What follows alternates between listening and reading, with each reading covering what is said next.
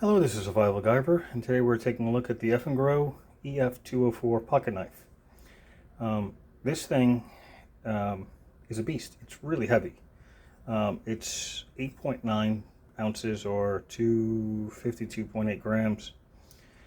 Blade length is 4 inches. It's D2 steel. The handle is a 402 steel. Obviously it's coated in blue and gold. It's got a little lanyard hole on the back here. It is a liner lock.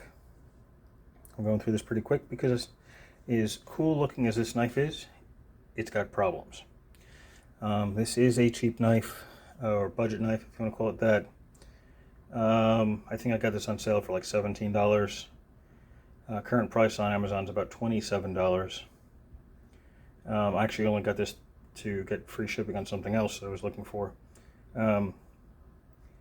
And still, I like the look of the knife, but it's got some quality issues. So let's discuss that here, shall we?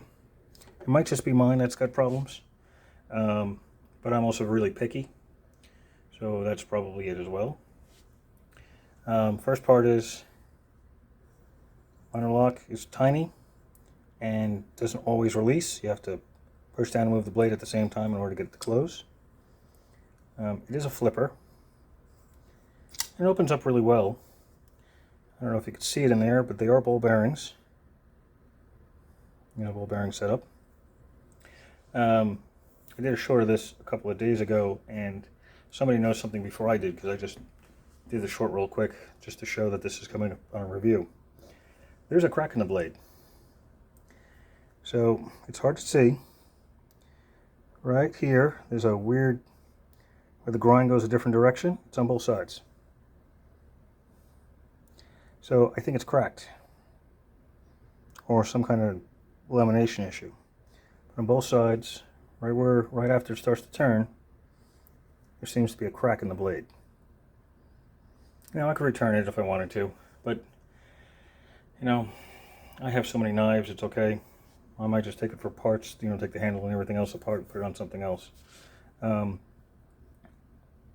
I mean, otherwise, other than it being heavy, it does have a pocket clip, by the way. It is a comfortable pocket clip to carry. You wouldn't think the handle is comfortable, considering how heavy it is and all the weird angles, but the handle is quite comfortable. I would have preferred some jimping on the top of the blade to prevent your finger from moving. Where your finger's at the bottom here is sharp, so it's kind of like, you can see right where it meets the liner lock. If I could zoom in that a little bit better here. Right there. The liner lock. So if you have your finger up on that, you're going to either get yourself cut on that or what. It's going to be pretty uncomfortable. See if I can get a better picture of those. Yeah, there you can see the ball bearings that way. So what else is a problem here? Well, I noticed when looking at it, so there's a gap there, which is fine. It's part of the design between the inner and outer pieces of gold there. But if you look carefully, this edge here in the gold is not straight. Maybe it's part of the design. If I flip it over onto this side, you can see it's excess material that they didn't grind off, and they just coated it as is. And actually, you can even see it worse back here, where they grinded some out more and just left it. And then coated right over it. So I don't know if they did that for weight, or just, it was a broken piece in the machine and they decided to use it anyway. See, the coating is not great here either. It's all kind of bubbled up in the end, like they should have deburred it first. So there's that. Again, it might just be an issue with mine, but I'm really picky. There are some other sharp sections on here. If I could find them with my hand without cutting myself again.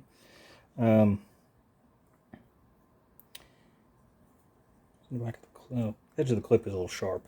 Oh, the openings where the thumb hole is on the blade itself. So it's rounded, and then it comes to a sharp edge where it meets that little fuller there. It's on both sides, and if you don't use the flipper end, let's see if I can do this without cutting myself. It's it's super sharp right there. So if you did it that way, you'll probably slice a good chunk of your thumb off. So, you know, I guess it is what it is for the price. The pictures online do show better quality, but of course they're pictures online. They probably took the best one off the line and cleaned it up. Interestingly enough, now I look at the pictures on Amazon for the same thing. This, what looks like a crack in the blade, that line there, is in the pictures too. Let's see if I can show you.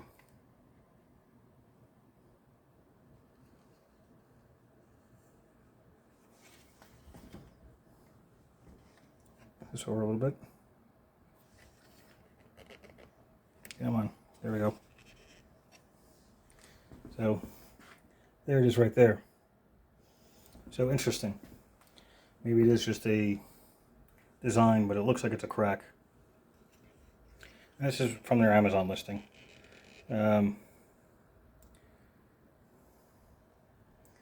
this back down here. Now you're wondering, why do I have the YouTube information up on, not the YouTube, the Amazon information up on the wall here? Is because I review so many knives and so many part numbers and so many variations, I forget what I'm working on, especially since I do usually 3 or 4 videos one night of the week, and then I schedule them throughout the week in order to give me some free time with family and work and sleep, because I don't get much sleep. So that's why that is. But specifically with the knives, that's the only one I really do that with, because I have so many of them. I have hundreds and hundreds of knives.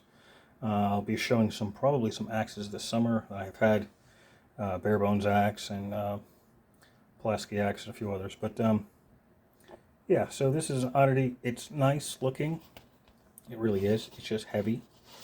This is more of a like a collector style one. I wouldn't use it for anything other than maybe opening up letters, because it's dangerous with all the sharp components on it.